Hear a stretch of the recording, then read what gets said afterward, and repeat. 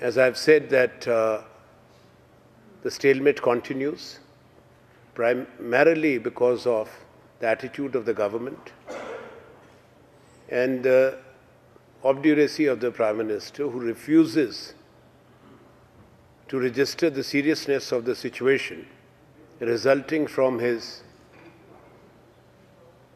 baseless and unwarranted aspersions and remarks for electoral gains on the former Prime Minister of India, Dr. Manmohan Singh, and former Vice President, Dr. Hamid Ansari, who had occupied the high offices, constitutional offices, for 10 years.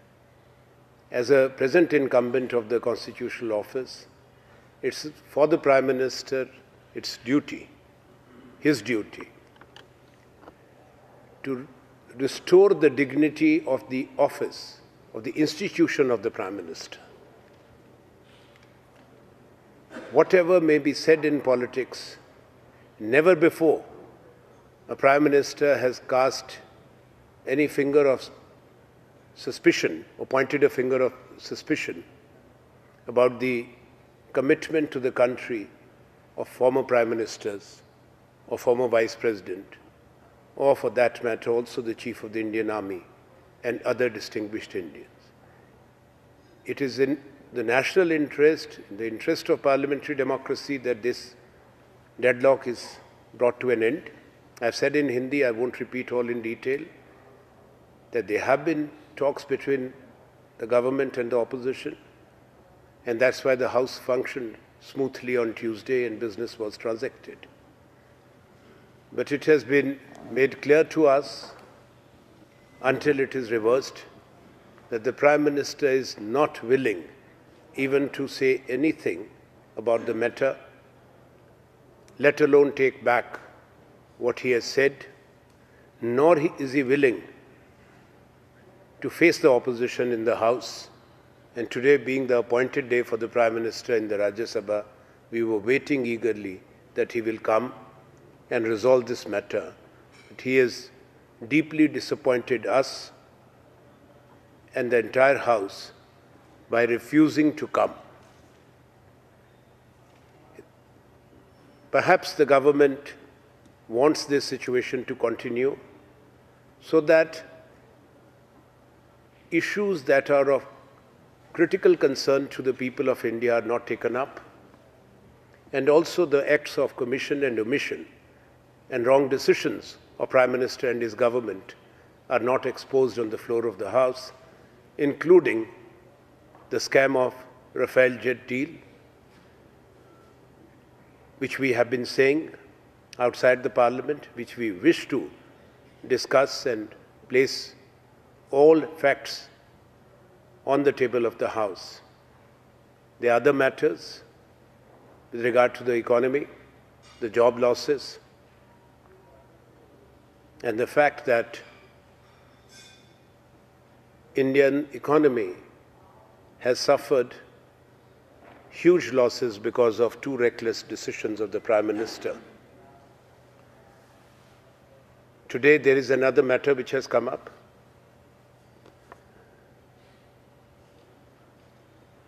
And surely the government does not want to face the opposition, and the Prime Minister too. That's the verdict on the 2G case. Let me take you back to the years when there was a vicious and malicious campaign targeting the then Congress-led UPA government, also besmirching the image of the then Prime Minister, the government, by claiming a big loot, a big scam, and a huge loss to the country. That was the presumptive loss of 1,76,000 crores. It's very interesting that those who had some contribution in giving credibility and life to this BJP-led campaign. Both are beneficiaries, along with the principal beneficiary. Principal beneficiary is Shri Narendra Modi, देश के प्रधानमंत्री बन गए, UPA सरकार की कांग्रेस की छवि खराब करके लोगों को गुमराह किया। बहुत लोग मान गए कि बहुत बड़ी घोटाला हुआ, बहुत बड़ा स्कैम हुआ है। आज भी वित्त मंत्री ने वही दर्शाने की कोशिश करी, मैं उस पर ज़रूर आऊँगा। और जिन्होंने ये लिखा था प्रिजम्पटिव लॉस का, वो आज भारत के बैंकों के सुपर बॉस हैं, एक चेयरमैन हैं, सारे बैंकों के चेयरमैन एमडी वही लगाते हैं, श्रीमान विनोद राय। पहले किसी कंट्रोलर ऑडिटर जनरल को इतनी बड़ी जगह कभी नहीं दी गई, पर उन्होंने इतना बड़ा काम किया था तो उनको इतनी बड़ी जगह मिली। और भारत की जो सबसे रिच खेलों की संस्था है, board of cricket control of India, उसके चेयरमैन है एडमिनिस्ट्रेटिव कमेटी के। तो जाहिर है उनका योगदान को माननीय नरेंद्र मोदी जी ने पूर्ण रूप से पहचान की, योग्यता की नहीं, योगदान की। और दूसरा स्मरण करना जरूरी है कि केवल सरकार नहीं, जब नीति बनती है तो यहाँ जो संस्थाएं हैं उनका भी कुछ भूमिका रहती है। In this particular case the telecom regulatory authority of India had endorsed and recommended this policy, because public good and common good is not necessarily, as Vivek Tankhaji will elaborate, served only by following a particular route. Sometimes the common good is more important than the commercialization of the state's resources. At that time, perhaps that was the guiding principle. The chairman of TRI at that time was the present Principal Secretary of the Prime Minister, Shri Nripendra Mishra. And let's not forget that the first ordinance, first action, first decision in 2014 of Prime Minister Modi's government was to bring an ordinance to amend the TRI Act so that he could appoint Shri Nripendra Mishra as the Principal Secretary to PM. Now, Mr. Vinod Rai, who had talked of the presumptive loss theory, surely would not be interested in the judgment of the court. This is not an ordinary trial. It had generated national and global attention. It also destroyed many careers and many people's lives, those who spent long months in prison. And those who were behind it, fueling it, giving it credence, are enjoying their lives. I heard the Finance Minister today, and Finance Minister was saying that the Supreme Court, the highest court, had said that it was a corrupt policy. I challenge the Finance Minister to show that order. Supreme Court is not a trial court. Supreme Court only quashed the allocations and sent the case to the trial court. And the trial court had to take the evidence, and the trial court has come up with the verdict. It has gone into all aspects. What was the method and how it was done, I'm going to leave it to my colleague and Member of Parliament and an eminent lawyer, Shri Vivek Tankha. But I'll just read a few lines for you.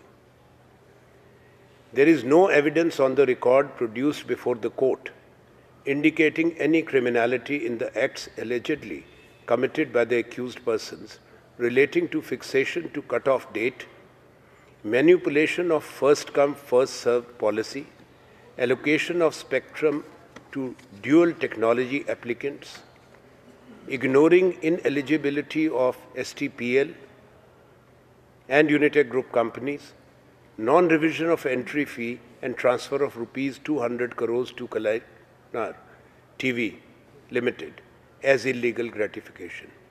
The charge sheet of the instant case is based mainly on misreading, very important.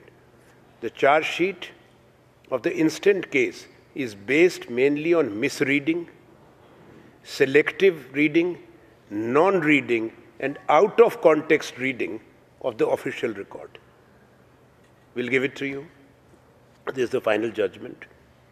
Further, it is based on some oral statements made by the witnesses during investigation, which the witnesses have not owned up in the witness box. Lastly, if the statements were made orally by the witnesses, the same were contrary to the official record and thus not acceptable in law. And the last para is the end result of the above discussion is that I have absolutely no hesitation in holding that the prosecution has miserably failed to prove any charge against any of the accused made in its well-choreographed, please register the word, well-choreographed charge sheet. Now, this is the judgment, which has come after almost 7 years, from April 2011, so close to 7 years. You could give them the paragraphs also, please. We will give the paragraph. I think I'll leave it to Vivek Tankha ji, because he'll also be speaking just now. Now, this is what happened in India on the presumptive loss theory. Now, Shri Vinod Rai, should he be held to account or not for what he did? Now, government is toppled. There were two things. First this, followed by a big national movement against corruption. This was the foundation. India against corruption, Shri Anna Hazare, and the Lokpal agitation. The Lokpal Act was passed by the Parliament. Initiative was taken by the Congress-led UPA government. 3.5 years have passed. There is no Lokpal. There is not even an initiative taken to appoint a Lokpal. Supreme Court has been asking those who were spearheading the struggle, and of course the main beneficiary again, the BJP and the Prime Minister, that where is the Lokpal? There is no Lokpal. Those who are agitating and actually emotionally provoked the people of India through that agitation are silent. They have all gone silent. We don't hear anybody, even those in the media who were saying India wants to know. Now India does not want to know. Where are they? Where is the Lokpal? Why they agitated? Why they did what and what happened in the country? Now, on the presumptive loss, so much has happened. May I ask a question through you to the Prime Minister and the government? Presumptive or notional loss remains presumptive or notional. What about the actual loss? There is an actual loss of over 3 lakh crore, actual, proven, established to the Indian economy because of a decision personally made by Prime Minister Shri Narendra Modi on demonetization, which shaved off 2% of the GDP. So if presumptive loss, so much has happened, we wanted to hear today from the Prime Minister how he wants to take action against the person who took the decision to shave off 3 lakhs crores of India.